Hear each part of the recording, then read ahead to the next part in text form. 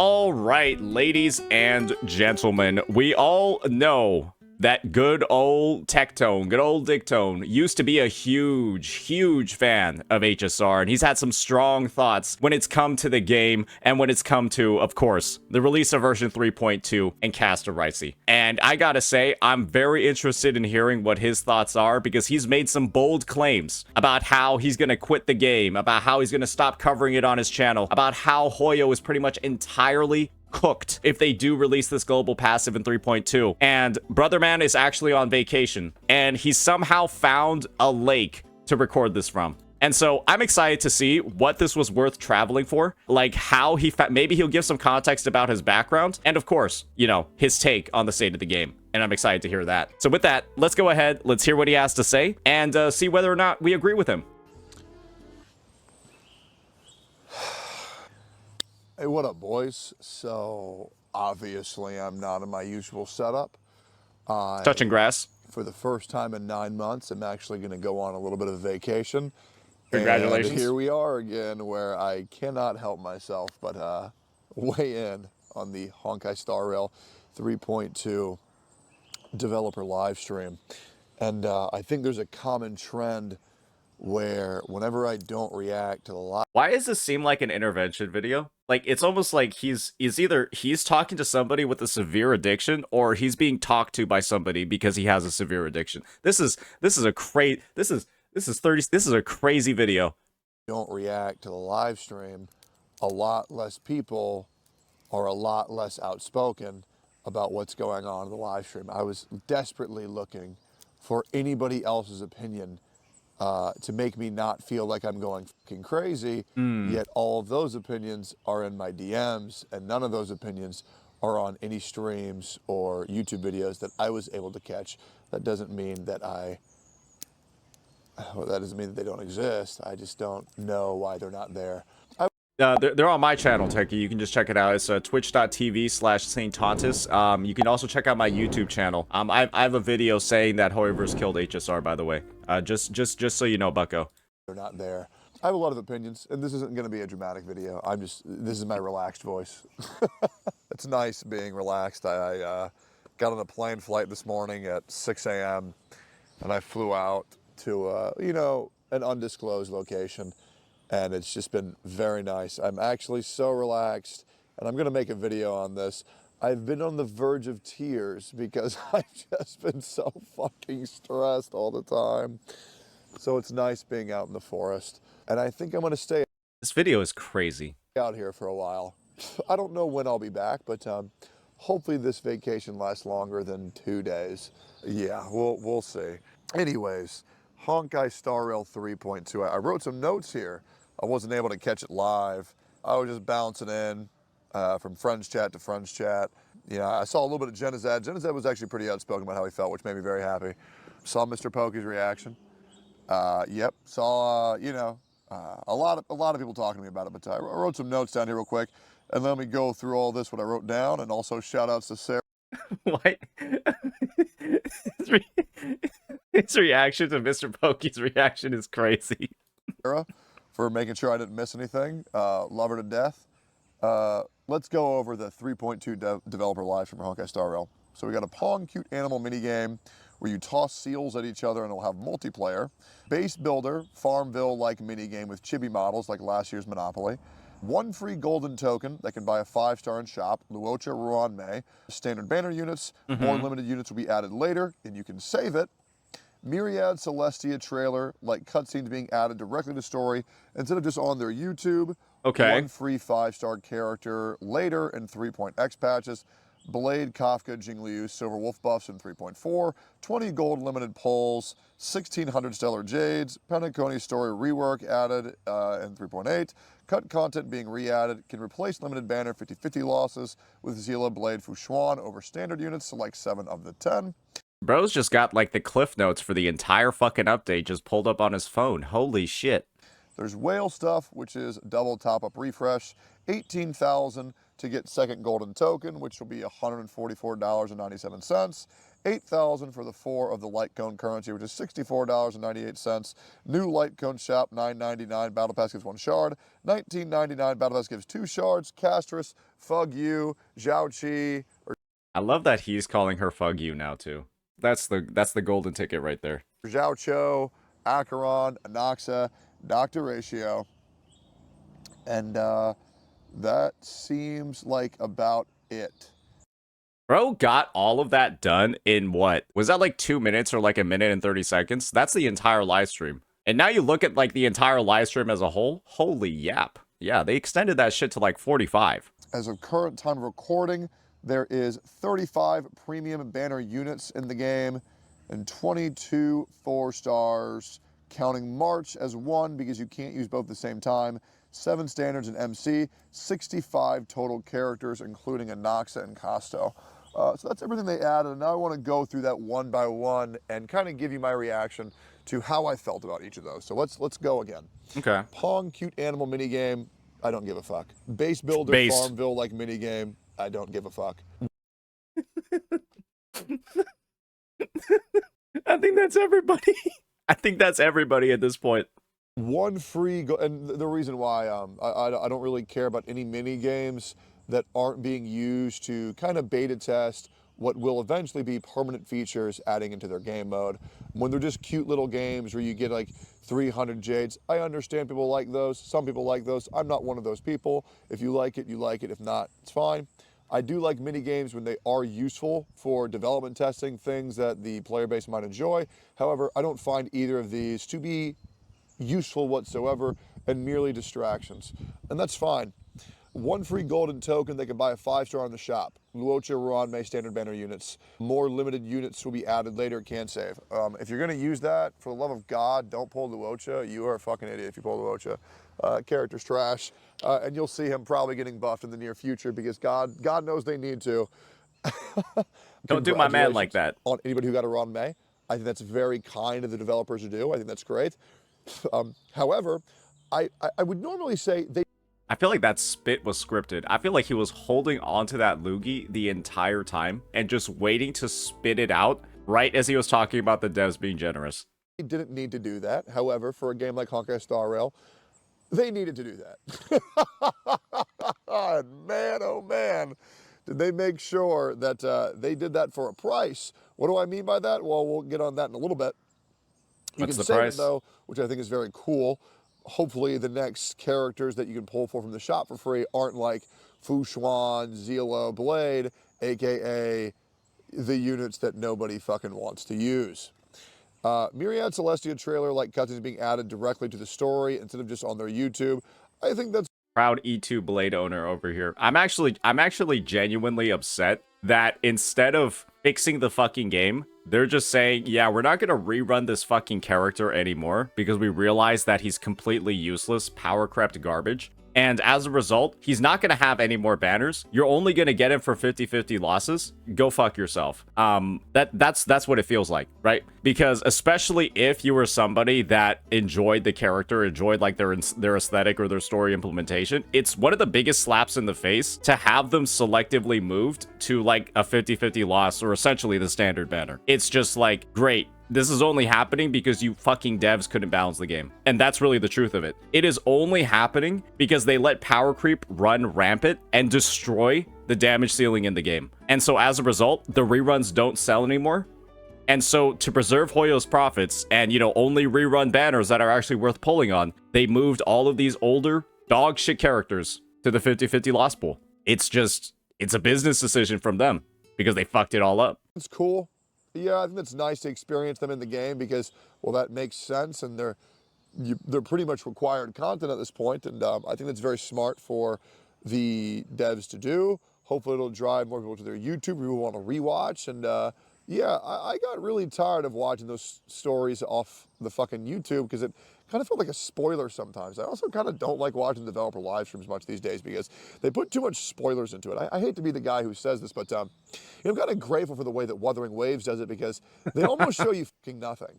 True. Yeah, true. I don't think that there's a single soul on this planet that watched the 2.2 live stream, then played the 2.2 patch, and had any idea what was actually going to happen in 2.2. It was, yeah, they spoiled pretty much absolutely fucking nothing in the 2.2 live stream or the 2.2 trailer. Everything felt completely new. The only thing they spoiled was the existence of the boss, but I mean, even like the boss's implementation into the 2.2 story was like, I think, wildly beyond anybody's imagination. I don't think anyone predicted like what the story behind that boss actually was. And it's good. If you haven't played it yet, you should go try it out. It's really good.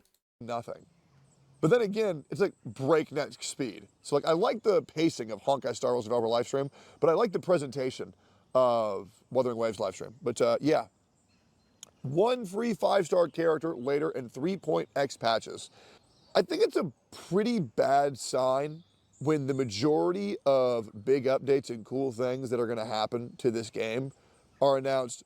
Yeah, just wait, 2 more updates and it'll be here. Yeah, just wait, 6 more updates and it'll be here. I mean, I don't think people realize that each update is upwards of like 40 to 45 days. And so when they're saying 2 versions from now or 2 updates from now, accounting for the fact that we still have to wait for 3.2, that's literally 100 days away. They're talking about all of these great things that they're going to be adding, all of these great features that they want to talk. It's 100 days away. That's a long fucking time. That's a really, really long time. Guys, we got an announcement for 3.8. Bro, I'll be dead by then. And Hoyo versus Chinese assassins will come to my house and slaughter me for fucking ruining the weapon banner in Genshin Impact. So, I mean, congrats to all those people who are still alive, but I won't be one of them. Yeah, it's just kind of annoying, to be honest. And to be honest, the free 5-star character is probably, hopefully going to be from the Fate collab. Hopefully we all get a free saber, and hopefully she's not another Aloy, where it's like you get one copy and she's shit and you can't get any consolation. I'm hoping it's not like that, but we will see. I was looking towards the Fate collabs quite a bit until I read some leaks where, you know, one of the characters is going to have another global passive, and there's going to be 2 other characters with global passives, and it's going to make 4 global passives, and it's like you got to have 4 characters in just the 3.0 expansion that have global passives, and collect all 5 and you summon Exodia and everything's fucking dead, and just, Jesus Christ. Keep going here. If the Fate collab actually has characters with global passives, that's going to be the most disgusting thing ever. It's like, hey, by the way, you can only pull these characters and their Eidolons a single time. You can only do it 1 time in the lifetime of the game, and these are also going to be global passive characters. And so if you want this buff of like 5% crit rate, or you want this buff of like 10% attack, whatever the fuck they have, right? If they do have something. Yeah, this is your only time to get it, or you will never be able to get it again. And so hope you don't lose your 50/50s, bucko. Good luck, buddy boy. Or get your wallet ready. This one was cool. Blade Kafka, Jingliu, Silverwolf buffs in 3.4. Great. I think the buffs are a really good thing, and I'm really happy that they're doing that. Bro. But the thing that I'm worried about is, why is it taking so long? That's my worry. Why are the buffs taking so long to occur? Why do they announce the buffs in January, and then the buffs aren't actually going to happen until June or July even? Why does it take over 180 days for a buff to a unit to happen? Is it that hard? Do they have to announce it that early? Like, are they in the business of like strategically farming goodwill this much? Are they gonna be enough? How strong are we making these characters? Because as far as I'm concerned, Casterus is gonna blow every single character out of the fucking water. True. Objectively, at least by animations. Meta-wise, I don't know. I mean, she summons a fucking dragon. How could that thing not do 1 billion fucking damage? I mean, god damn, have you seen Casterus? Those animations are fucking ridiculous. Yeah, she's got Bahamut from Grand Blue Fantasy Relink. I'm not even joking. Just look up the animations. Bahamut from Relink, the final fight, it's the exact same thing as Casterus's ultimate. They should be putting credits. They should be putting credits whenever she uses the move into the game. Like, those things are fucking nuts. Like, that shit's gonna give me an existential crisis just thinking about. Those things are fucking insane. Fucking dragon breath, explode the earth. I mean, how could that shit not do 1 billion damage? I think the problem that I always get with whenever I talk about Honkai Star Rail, and this is coming from a guy who loves this fucking game. 1.0 was, I think, the best 1.0 of any Hoyoverse ever launched, any Hoyoverse game, maybe even any Gacha game ever launched. Honkai Star Rail really did bait us. If I'm being entirely honest, Honkai Star Rail really fucking did bait us because the 1.0 of the game was genuinely so good. I think I've got like one example that I want to show you guys. I was looking for this cutscene in particular from HSR 1.0 because I still think it's one of the best cutscenes in the game.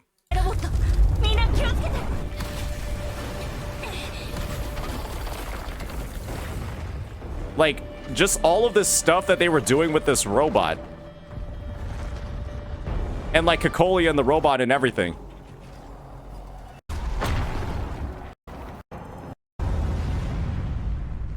I think it's right here. Yeah, it's this one. It's this one.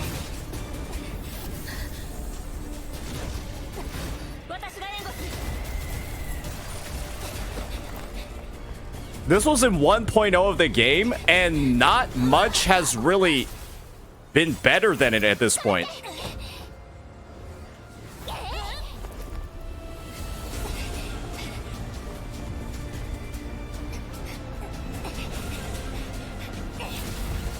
Like, this is what the game released with. And they have proceeded to, in every single patch, not do as much. Like, it's been not as good quality. And especially in 3.0, especially in Amphorius didn't have like a single cutscene that was as long as this, or as like actually as dynamic or as cool as this. And so it was just like, you just have to look at it and be like, there's clearly a lot less effort being put into it. These devs were riding on the success of version 1.0 for so long, with so many players thinking that they were going to like, you know, maintain the quality or go back to it, and they just haven't done it. They instead just stuffed the fucking game. Like, they took the cutscenes out and just stuffed in as much fucking dialogue as they could. And that's just kind of what it feels like the entire time. It's ridiculous. Speaking of Gacha games, obviously, I'm playing a lot of them right now. A lot of non-Hoyo titles, and it is crazy once you get out of the space how different things are. But, yeah, I don't know if the buffs are going to be enough, because I know they're changing the scaling. But they're not reworking the characters, because in China, I don't believe you're allowed to rework them whatsoever. But I know you can change the scaling, and that's fine, as long as you're making the characters do more and not doing less. You cannot nerf a Gacha character once it's made it to live service. That is against Chinese rules of regulation. So you cannot nerf them or make them weaker, but you can make them stronger. And I think Hoyoverse literally has a track record of this, with John Lee getting release buffs, and also Geo as a whole getting buffs. Because I do believe there was an update made to like the elemental system to actually just straight up buff Geo and make it stronger. Like, it was the system surrounding the character, and it made all the Geo units slightly better. I think there's a lot of what ifs in the air, and how good will they truly be? I'm not sure if the player base will be happy if Zeal is taken from a D tier unit up into a C tier unit, or maybe even a low B tier unit. Do I think Zeal is going to make it to a S tier unit? No, I don't think so. I've seen a couple of the leaks for what they're doing to her kit. They're increasing her damage by a little bit, but I'm not sure if it'll be enough. I mean, we'll have to see. I'm not a meta guy anymore. Then again, it kind of requires the brain capacity of a fucking squirrel to be a theory crafter and guide maker in the Gacha space. And I'm sorry if that offends you, but you know that's the fucking truth. I mean, Hey, not for Wuwa, buddy. Wuwa's at least like a little bit complicated. Let's be real here. Gotta do your animation cancels and swap cancels, bucko. I think putting guide makers and theory crafters on a pedestal in this community is like a fucking joke. It's like, wow, so you learned how to put the red set on the red guy and the blue set on the blue guy? Oh man, look at that. Are you telling me if you do more damage, you can clear the content easier? Man, look at that. That's so, oh man, you make the character faster, and that's how you make him clear it easier? Oh my God, that's crazy. Careful of that stick, Jesus. Shit almost attacked me. It's a cool ass bird up there. Hope it doesn't shit on me. There's also a woodpecker in the background. Let me know if you can hear it. This is like an ad break in the video. If you go back in the video, you might be able to hear it. It's kind of cool. Birdie. Anyways, 20 gold limited pulls, thank fucking God. There's 65 characters in the game. 1,600 Stellar Jade, thank fucking God. Yep. Tectone story rework, added story in 3.8.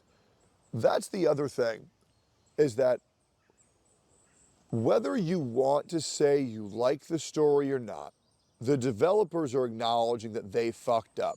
True. And I think that really worked against them. And let me tell you why. Now that they have acknowledged that the story's fucked up and they need to condense it, they need to fix it, it doesn't make me want to play it. And the reason why that is because when 3.1 came out, after I got once 3.1 was talked about and 3.0 came out, I got halfway through the story and then I heard that they're going to be reworking it. And what that made me do is I just didn't want to play it because I was like, oh, okay, they're going to condense it. They're going to fix it. Okay, great. So I'll just stop playing it. And so I stopped playing it, waiting for the rework to come out, which I believe is coming out in 3.2. And then I realized how much I just didn't fucking care. Yeah, it turns out, unfortunately, I don't think Hoyoverse really factored this in. The Hoyo devs recognizing that 3.0 had an issue, and then proceeding to wait 90 more days, or really, it was more like 70 or 80 days, to fix it, is one of the dumbest business decisions and development decisions I've ever seen. If they genuinely did want people to continue caring about the game and they wanted to regain player goodwill, they would have to do something called crunch, right? They would actually have to pull a Kuro Games Wuthering Waves 1.0 release, have their lights on for the next couple of weeks, or maybe the next couple of days or weeks, and just work to fix the fucking game, right? Just work to fix the fucking game and actually make it playable. With all the resources that they have and knowing how much money they make, it is honestly, genuinely so pathetic to believe that these guys just weren't willing to work the extra hours and actually put in the effort to fix the fucking game. Right? It's oh yeah, we're just gonna put it at the very end of the priority. We'll have it for you in 70 days. Seriously? When they know how absolutely fucked up and completely unplayable it is, now we gotta wait 70 days for the story fix, and then 160 days for the character fixes. How is it so slow? Why are the devs so lazy? Why are they so lazy when they know everything is fucked up? And if it's not the devs, why are the higher-ups so lazy? Why aren't they prioritizing it, getting more manpower, getting more hands-on, right? This is the timeline doesn't make any sense at all for a company that makes this much money. It doesn't make any sense at all. Yeah. I just realized how much I really, really, really didn't fucking care. And the reason why I didn't fucking care is because I'm really getting tired of the Hoyo storytelling medium, which is there's a big overarching plot of how we need to find our brother or cure cancer on these planets. But unless you have the ADD attention span of a Zoomer, you're not really going to enjoy the storytelling, even though it is dragged out like fucking crazy. But what I mean by this is long term is all the characters that we bring along the way are boring as shit. Nanhung is boring as shit. Himiko is boring as shit. Welt is the fucking man. Welt is the man. Main character is actually pretty good for Honkai Star Rail. March 7th is just annoying. And every time we go to a new story quest, they need to express to you how important the new character that you can pull for on the banner right now is, because we're going to insert this fucking character and we're going to ignore every other character that was ever fucking made. Look at this new fucking character. Spend $300 fucking now. I mean, what he's saying is absolutely correct. Do you guys remember the reason why we even went to Amphorius? It's because the Astral Express needed more fuel. And the way that the Astral Express gets more fuel is to visit random places that they haven't been to before. That is the entire setup of the 3.0 story. We need to go to a random spot we haven't been to before. And this is what people are saying is an amazing story. An amazing I think Honkai Star Rail has one of the most dog shit weak stories in the gacha space.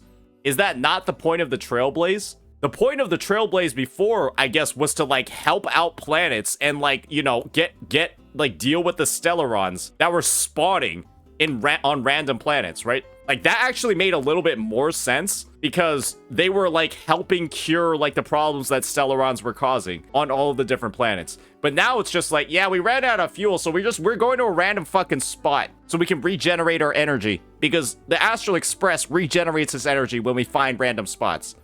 Seriously? And it's like, what about Kafka? What about Zila? What the fuck's going on in Bellabong? Is it still snowing? What about Bronya? What about Jingliu? What about all these other characters that I want to fucking like, but they condition you to only like the new characters, to only play as the new characters, to only see the new characters. That way you're not satisfied with the old ones. And it's depressing because I want to play as Kafka. That's my favorite character. I want to play as Jingliu. She's fucking awesome. But the game has made me forgot about her. They've made me forget. And it sucks because it would be nice if we had a cohesive story. It's ironic that ZZZ kind of actually feels like the best game out of all the Hoyo ones story-wise. I'm gonna be entirely real with you, right? In Genshin Impact, you can kind of say that they touch back on stories, but it's literally only for the Chinese characters, right? Like, you know if Hoyoverse likes a character if they're from Liyue. That's basically it. Because Liyue characters are, like, the only ones that get, like, actual, like, exposure and, like, revisitation in the story. It's like, you could say what you want about it, but it's kind of just the facts, right? It's just the facts of the matter. If the characters from Liyue, they get the most story of them all, right? They're the main characters of Genshin Impact. Because China, right? And in ZZZ, the implementation there is, like, actually good, right? They actually go back, they revisit characters very, very constantly. They're, like, always, like, giving, like, phone calls and stuff. I think the existence of terminals and stuff in Wuthering Waves and, like, ability to communicate, you know, is going to expand the story more there because you can actually, like, you know, call people. Like, Yang Yang will, like, call you. We'll probably end up in 2.3, like, maybe, like, calling somebody in Huang Long, all of that stuff. And so it's just having, like, that more of, like, a modernized setting at the very least lets us do more things. HSR has the opportunity to do that because it's set in, like, the fucking future and they have spaceships, but it's just like there's nothing that really happens. It's like, oh yeah, the only time that we're gonna bring in other characters is if we want you to pull the new ones, right? Hey, when's the last time we get to see everybody in the Zhangzhou Luofu again? Oh, right, it's because they want you to pull fucking Yun Li and Fei Zhao. Yeah, that's the only time you get to go back to the Zhangzhou Luofu and see all those characters. It's when the newest 5 stars are coming out. That's kind of like it for HSR, even though they have, like, the methods in the storytelling to do so much more. Yeah, they're on an intergalactic high-speed train. This is something I'm concerned about with Wuwa, though. I think this is the thing, right? We actually do need to wait a little bit more in Wuwa for the story to cook. I honestly think that 2.1 was like a missed opportunity to have some more events in other regions. But I imagine that 2.3, we're going to use some of our connections in Huanglong, I feel like, to kind of like deal with the order. That's what I think. Connections in Huanglong or the connections in the Black Shores. That's what I feel like is something that makes a lot of sense. Hopefully it does occur. But yeah, I think it's just...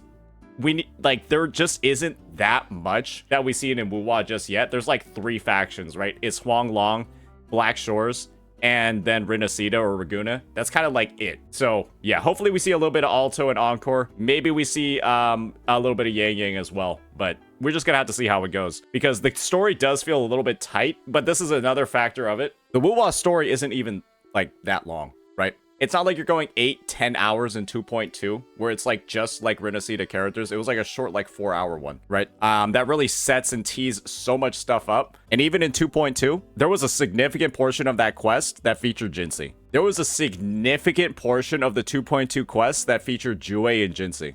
Like, and they were like a pretty important part of it, or why they weren't there was actually a really important part of it. Because it would be nice if we had a cohesive story where the characters that we like are the characters that are in the fucking story. I've been playing some other gacha games, Olympus Company, which is one where you have around 10 characters the story focuses on, and they're in the story every single update, every single patch. Your favorite characters are there every single time without fucking fail.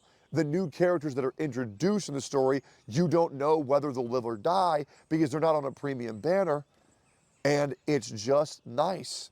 I think that the way that a lot of gacha games where the story is like good, they do a system where they have like a select cast of maybe like 10 to 15 units or 10 to 15 characters that just get like branching units right off of them. Where you can see the example in Honkai Impact, right? Where they have like a set of like maybe 10, 15 characters, and then they all just get like different versions of them as banners. You have games like PGR that again have like 10 to 15 characters, and then you get different versions of them as the banners. And it's the same thing in Limbus, 10 to 15 of them, and they all get different versions. However, one thing that is really important to factor in, and I feel like this maybe isn't mentioned in the discussion, is that all the games I just listed don't make a lot of money. Limbus, PGR, Honkai Impact 3. I'm going to be honest here. I don't think they make that much money relative to other games. That's a pretty fair thing to say, right? And so the way that they're able to do like that sort of like tighter storytelling and, you know, like weave a better tale, like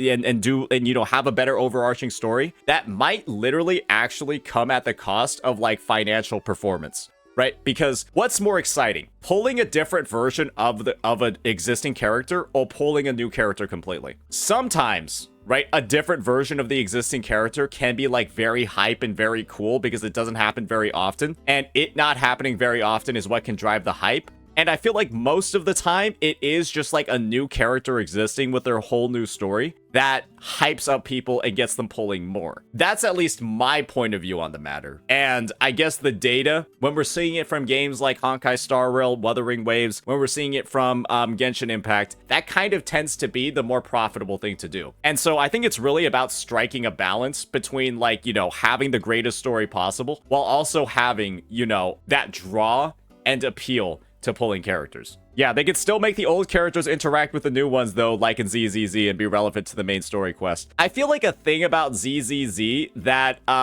allows and enables a lot of this is that the ZZZ like world feels, I'm gonna be honest, I feel like the ZZZ world feels fucking tiny. It's like New Eridu, right? And then like fucking the Outer Plains. It's just like one city, right? And so with that in mind, I feel like it's a lot easier to do like that tighter storytelling. And they're already in ZZZ releasing alternate forms of existing characters. And I'm saying, right, having that like tiny of like an area to tell the story makes it so that it's a lot easier to get them to interact. While, you know, we all know how far Renacita is from Jinzhou, right? How far Natlad is from Mondstadt. And so it's kind of like, you know, and obviously in HSR, they're literally different planets, right?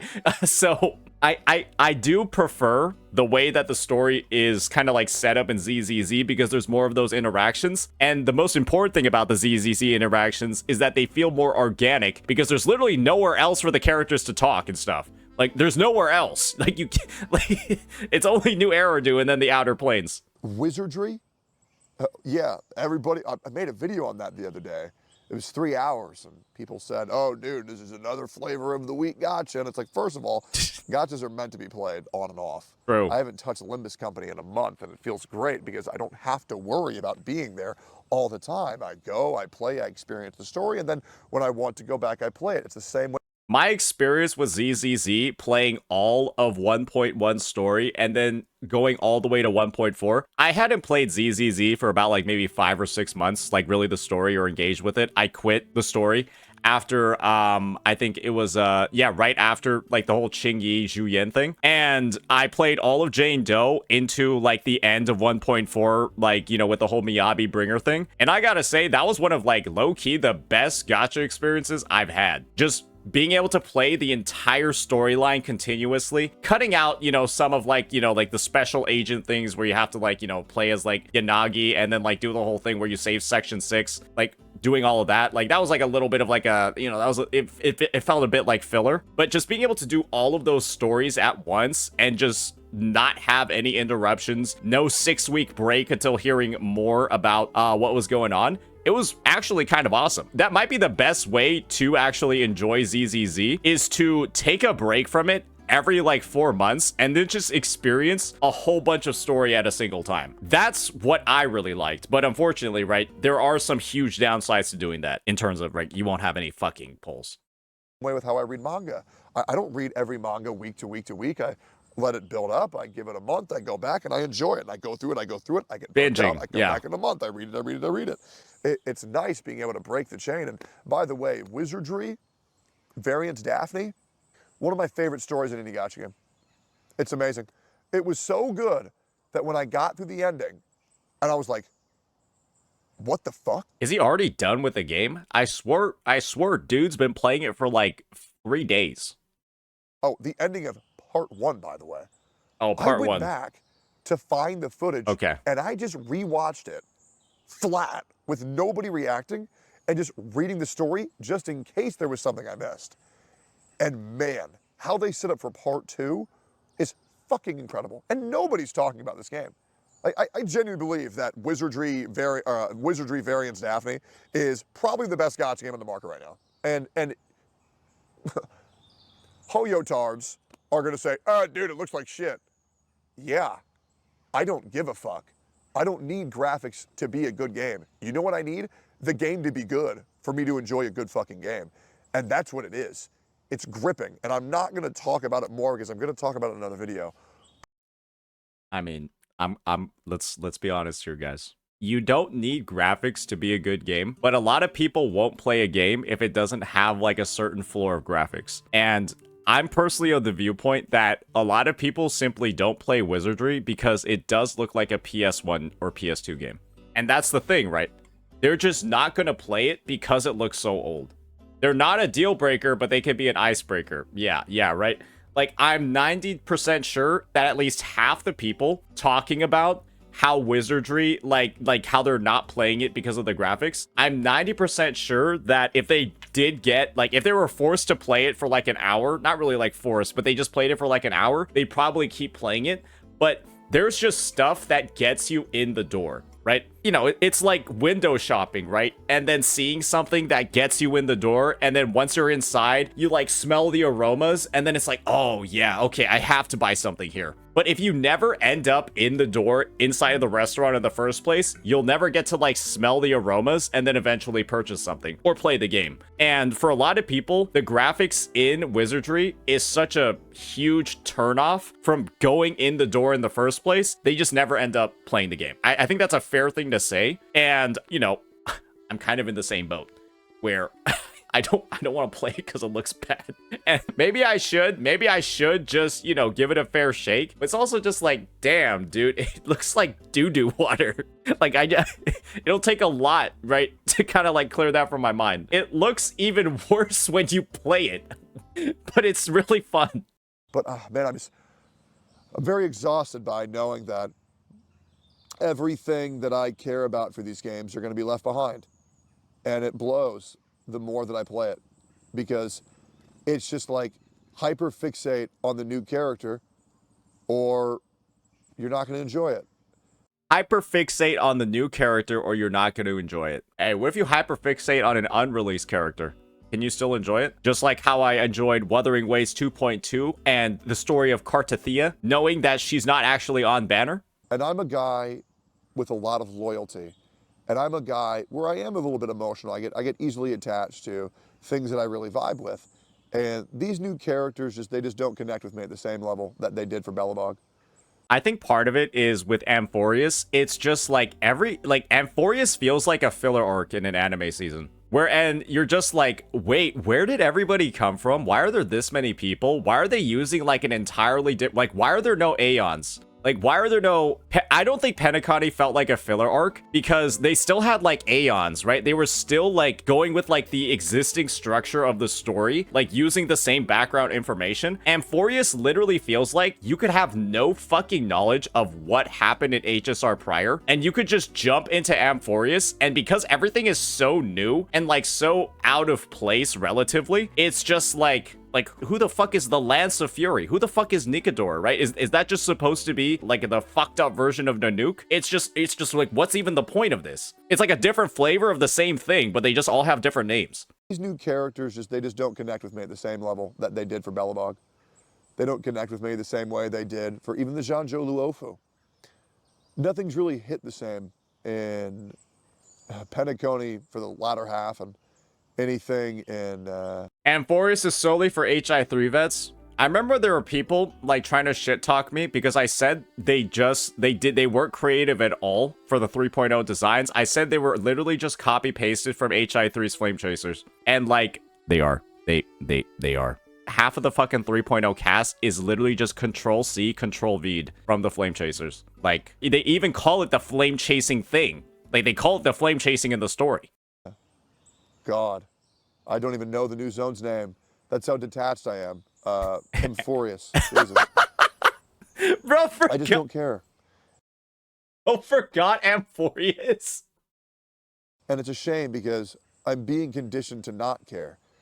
And I know these characters are never going to fucking die because none of them ever fucking die. I mean, you got people talking about Himiko dying 8 fucking years ago on Honkai Impact 3rd because Xiao Ji wrote it that way. And it's like, yeah, dude, any character can die. Pepe laugh. He thinks this is a game for kids. It is. Well, all 13 of the Flame Chasers died. So, hey, wouldn't that be crazy if Amphorius ends with everybody just dying? And it's frustrating. Now, I'm going to make an update video on this later because obviously there's a lot of doom and gloom in what I'm saying, but I hope you know that even though it might be doom and gloom, am I wrong? That's what I really want you to think about. I don't want you to think about how what I'm saying makes you feel. I want you to think about, am I wrong? Am I wrong? Because that's the only thing that matters. I don't think he's incorrect about anything. I don't think that there's a single unjustified take in anything that he said. Obviously, right, I've like kind of like got in and I've had like the opposing viewpoint at like certain times. Not really even the opposing viewpoint. I've given like the reasons for why certain developers are doing certain things when it comes to their game. But yeah, every single thing that he's saying is entirely, I don't think there's that much you can really dispute about it. And for a lot of players, this will be, he hasn't even gotten to the fucking Castorici global passive yet. Like, there were a lot of people who just didn't like HSR after 3.0, and or really, their dislikes started for it in like 2.6 or 2.7. Like, the Castor's passive isn't like the thing that just like, people were like up here with the game, and then the Caster's passive made them go below ground. It's been on like a steady decline since the latter half of the Penacony patches. People have just been enjoying the game less and less. A lot of people quit the game for 3.0, and then Casterus is just like another like critical hit when it's like it's already damaged. Like, we've already suffered heavy damage, and then like Casterus is just coming in for like the fucking KO, the finishing move. It's not coming out of nowhere. The hate and the people quitting this game. It doesn't matter if me telling just the you nail in the average coffin, yeah. lifespan is 64 years for a 6'6" person, or 72 years for a 5'10" person. Am I Shorter people live longer. Did you know that? wrong? Let's keep going here. Cut content being re-added can replace limited 50-50 losses with Zila, Blade, Fushuan over standard units. This is a great addition. However, all of those units fucking suck. I am really hoping that Blade becomes good in the future because I do very much like Blade. I think he's very cool. However, why would I want to pull for him when we have not seen him in well over a year? It is a shame. He is forgotten about. Nobody cares because he's not the newest unit. He's not the new shiny toy, so he'll never be seen in the fucking story. I actually thought Techie was going to have a different take about this one, because the viewpoint that I've always had about them adding previously limited characters to the 50-50 loss pool is just them openly admitting that they cannot rerun the units anymore. Because they've been power crept so badly by the developers' decisions in the recently released kits that the reruns for those units makes no money at all. And so they're just relegating them to the standard banner, and it's entirely the fault of the devs failing to balance the fucking game and every new character release. That's kind of just it. That's the viewpoint that I have on the entire matter. This isn't like a good thing. It's the devs openly admitting that they have no clue what they're doing in terms of balance, and this will be like the easy out in the future. Hey, just move them to the standard banner. Fuck balancing the game. Who cares? We don't need to put any effort into actually controlling the power of character releases. Just move all the power crept people to the standard banner. And I feel like that's kind of like just it sounds pessimistic, but it's kind of just the truth, isn't it? Like, that's kind of just the truth of the matter. They're almost like washing their hands of the disaster that they caused and just using like the whole standard banner out as like the best practice moving forward.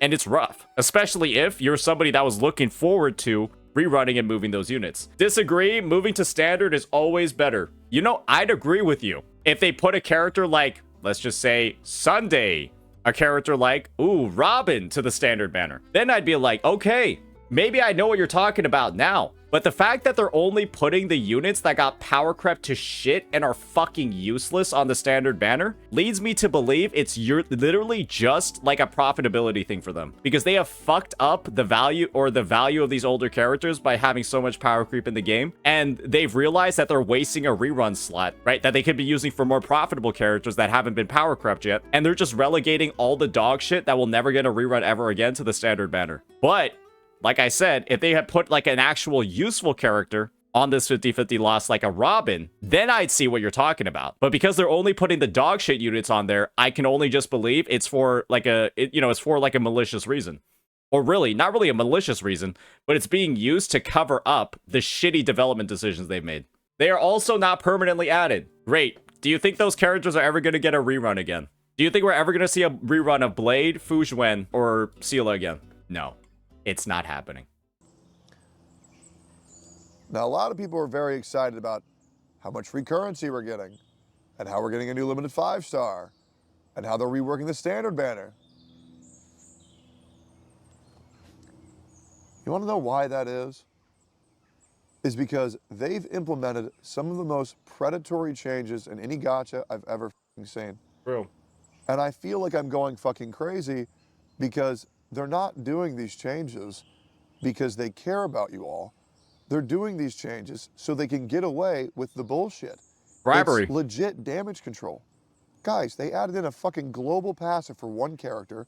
There's 3 more on the way, which means before 3.0, before the 3x events are over, you're gonna be required to pull for 4 different fucking units or let your entire account be left behind. Are you really going to want to lose out on extra skill ups by just missing one character? Are you really going to want to lose out on max speed? Are you really going to want to miss out on global crit rate, crit damage, and a revive passive? No, I don't think you are. They're making a whale event, which can cost you up to $144. I believe there's a pack above that as well that I forgot to write down. A fucking whale event? That's where we're at? A fucking whale event. How is this even possible? How are not more people talking about this shit? This is fucking pathetic. We get a new story. Other than that, what the fuck did we get for 3.2? The anniversary patch, mind you. You know what we got for 3.2? Announcements of what's going to happen later rather than anything in practicality right now. What the fuck? And they did that in 3.0. They did that in 3.0. Hey, we're gonna fix the story in 3.2, and we're gonna buff the older characters. And now that it's 3.2, oh yeah, we're gonna fix the older characters in 3.4. It's just, why are they? It can't be that hard. They're just repeatedly kicking the can down the road in terms of like their development cycle to just put things in that should just be in the fucking game. Like, just put them in the game. It cannot be that hard. What am I supposed to do?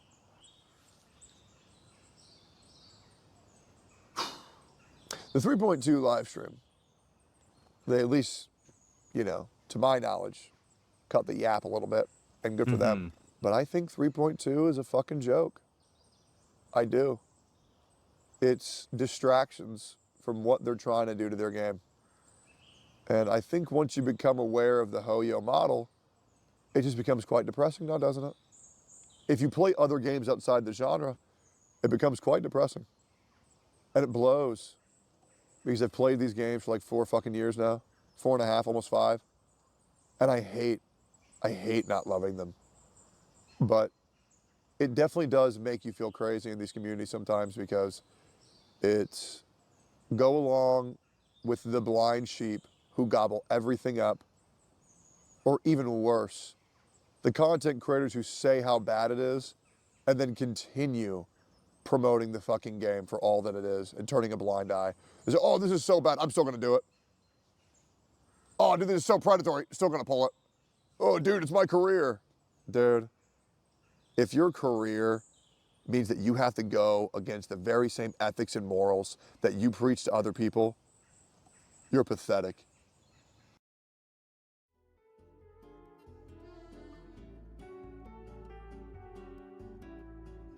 Man, that's... Ooh, is this gonna be Gacha Civil War? Where it's gonna be Tectone and the anti-predatory practice allegiance against the HSR side that's still making content on the game. Oh boy, oh boy, oh boy. This could be disastrous. This could be disastrous. Again, I'm personally of the viewpoint that, well, if it is your job, and this is like the one thing preventing you from being homeless, then, you know, you gotta do what you gotta do. But yeah, oh boy. You are. It's such a shitty, gay-ass excuse that you're using for convenience. You can get upset at me if you like, but you know what you can't do? Tell me that I'm wrong. I don't think 3.2 is what the game needed at all.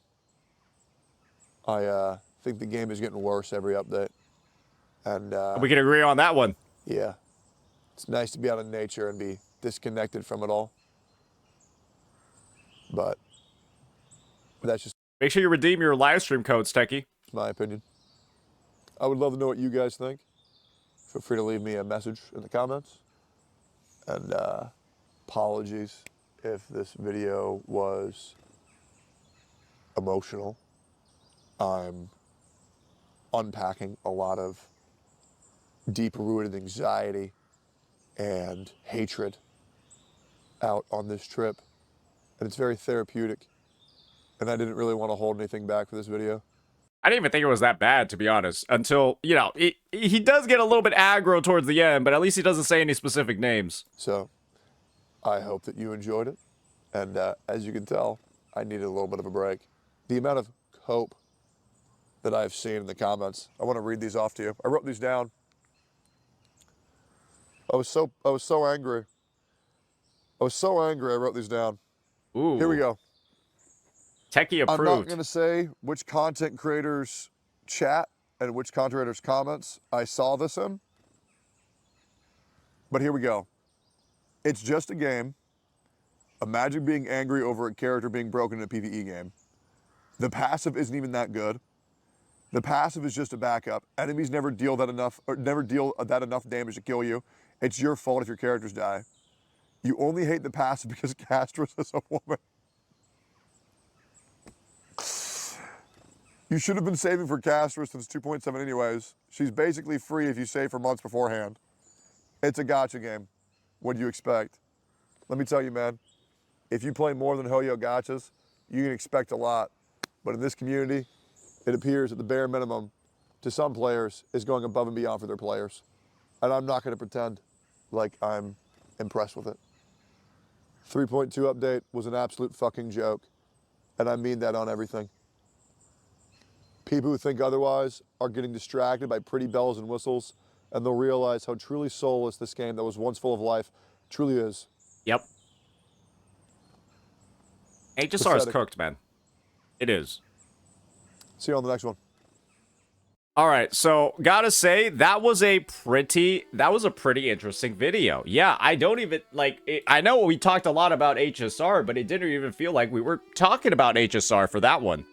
But yeah, the state of the game, I don't really think a lot of people can argue about it. It is not really in a good spot if you like good games. But if you're just like under the Hoyo umbrella, or you know, you just really love turn-based games, right? It might still be up your alley, but it kind of genuinely is at the point where playing it is a painful, unenjoyable experience. And when they start adding in more, like that's just from like the 3.0 update. And when they start adding in more and more of like the predatory stuff, instead of like fixing the fucking game, like I would not be as negative towards HSR if they recognized that 3.0 story wasn't good, they rolled out an update ASAP in 3.1, and then they buffed all the characters in 3.1. That would have been an incredible showing of goodwill from the leadership team at Hoyo and the devs that shows commitment to fixing the game. But when there's so many delays, when they announce character buffs like 160 days in advance of when they're planning on launching them, and they take 90 days to add a fucking skip button to their story, it's like, it's pretty clear that they